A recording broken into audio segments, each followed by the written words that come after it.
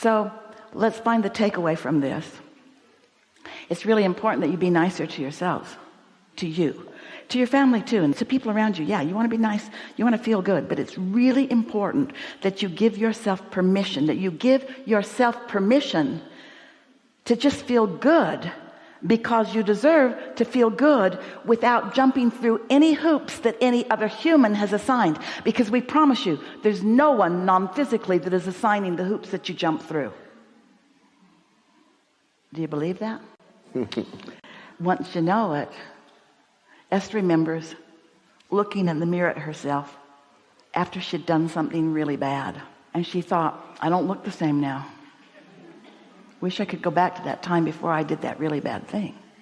And we say, you got to get over that, because when you look in the mirror, your inner being's looking back at you. There just isn't any of that. You've assigned the resistance that you carry around as guilt. You've assigned the resistance that you carry around as hate. Here's the reason. We want to give you your reason. You think you're right. Think about the last person that you really told off. Think about the last fit you threw this morning. Just think about the last fit you threw. And weren't you sure that your perspective was right? Weren't you defending a perspective? But what if everybody gets to be right? Because everyone is free to create. So start by saying, I was right. And they were too. Just start giving them the benefit of the doubt. Because when you give somebody the benefit of the doubt, you're the one that gets the benefit, right? So be nicer to yourself. Be nicer to yourself. Can you think of anything that you want to do, that on a day-to-day basis you want to do that you don't do? What are some of those things? Do you ever wish you could take a nap in the afternoon?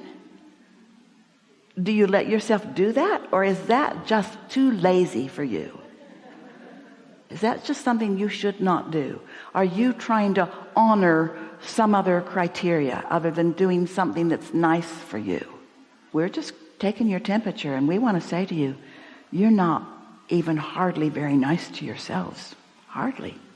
In relationship to the way your inner being would treat you if your inner being was calling the shots about how you would behave.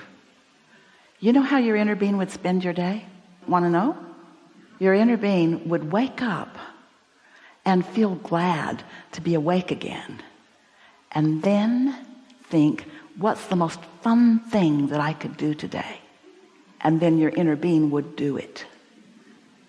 And you're thinking, I'd get fired.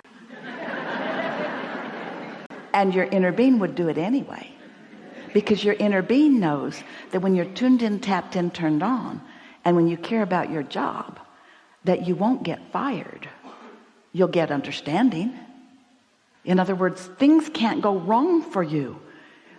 You don't believe this. You don't believe that nothing goes wrong for you when you're tuned in to source energy.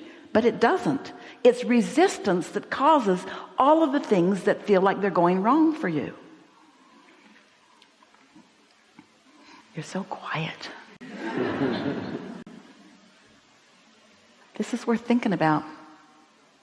If I could do anything that I wanted to do, since I can do anything that I want to do, since I've already told through rockets of desire, my vortex, what those things are, and my inner being knows what they are and has already queued them all up, since everything that I want is already in the process of becoming, and the only thing that is missing is me letting it in, then what could I do now that would let a little more of it in?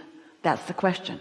How could I let a little more of what's already there in? So we're just going to ask you, do you believe that it's there in a vibrational form? Do you believe it? Yes. Like the seed in the ground that you can't see that will be a plant? So it's there.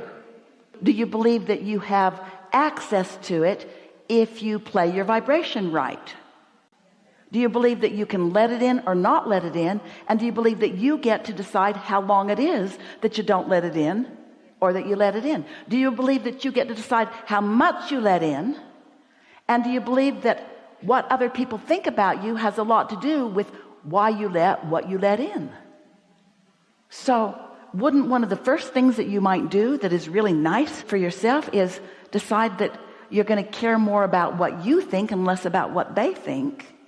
But how are you going to do that? Do you get in their face and say, I don't care what you think? Or do you just think, well, you're right too. You're right, but so am I. And you're choosing for you, and I'm choosing for me.